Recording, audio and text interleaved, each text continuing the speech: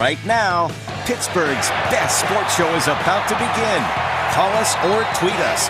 We got things to talk about on the Ireland Contracting Nightly Sports Call.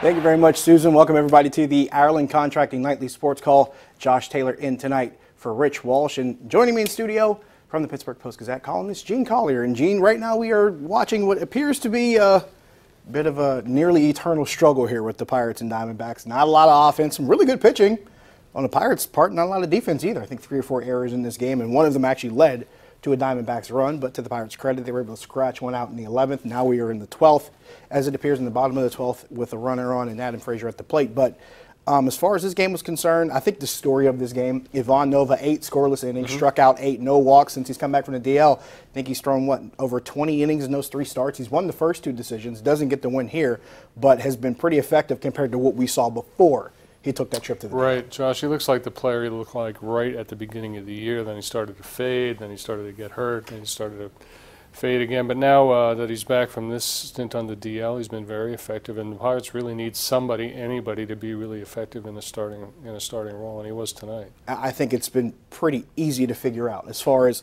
when the starting pitching does well, when those guys go 6 innings maybe or more and give up only a couple of runs. When they give a quality start, usually they have a better shot of winning those games, and that's not to be cliche. It's just been the results here in the past couple of weeks, and Ivan Nova turns in another performance. A couple more hits tonight for Austin Meadows. This is a second start since actually missing a couple games after fouling a ball off of his foot. Talked to him about that yesterday. He said the couple days didn't really hurt him. He says his foot feels better. He's just ready to come back and get into a rhythm. 3 hits last night, 2 more hits tonight. I think at least 2 more hits tonight. I haven't seen what he did recently. Right. But Austin Meadows continues to come along. He was hitting over 340 coming into this game and probably raised it a couple points higher. Yeah, it's really impressive for a young hitter. I mean, I know he didn't really tear it up in the minor leagues. But, you know, he's willing to take an outside pitch the other way. He doesn't try to pull everything. He's not intimidated really by anybody's stuff. I think after his first hit tonight, Josh, he was hitting 350. You'll always take 350, right? Yeah, I'd take it any day of the week, and twice on Sunday, I'll say that much. Now, Gene, I'll also ask you this question. When you have a guy like Austin Meadows hitting the way he is, knowing you don't have Corey Dickerson because he's on family medical emergency leave, and they originally had that 4-man outfield rotation, but to have no Corey Dickerson, Gregory Polanco still trying to find his way, here and there, trying to find his way out of the tall grass.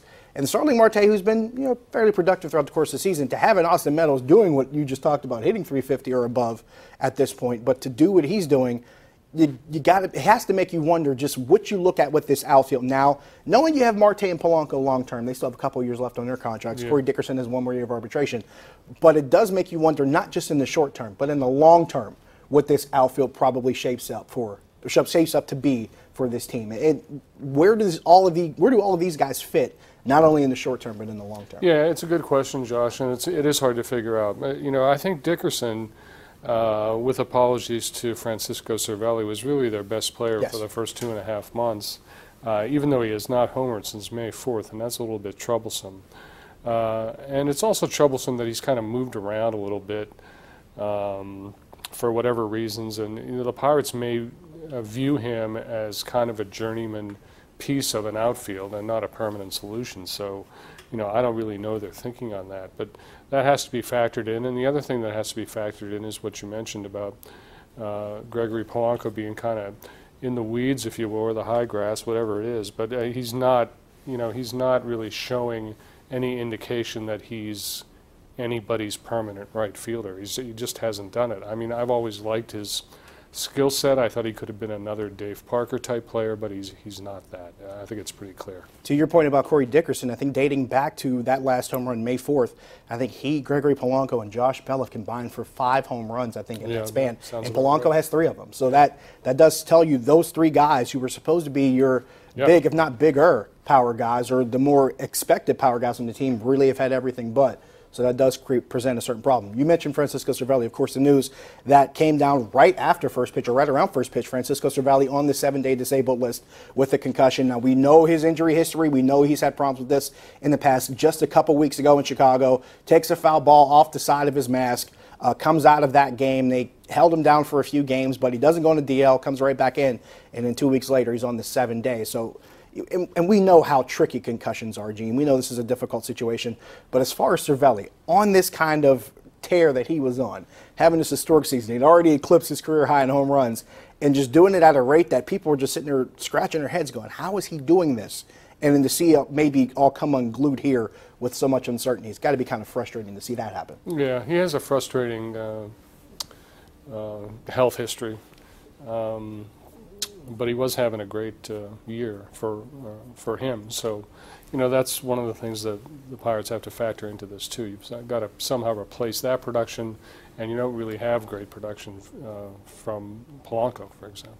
Yeah, when your middle of the order is lacking, that does kind of make it all the more difficult. What we will do is we will take a break. We come back. We will talk more about the Pirates. We'll talk more about that situation. We'll give you an update on the score of the game. We're taking your phone calls. We're also taking your tweets.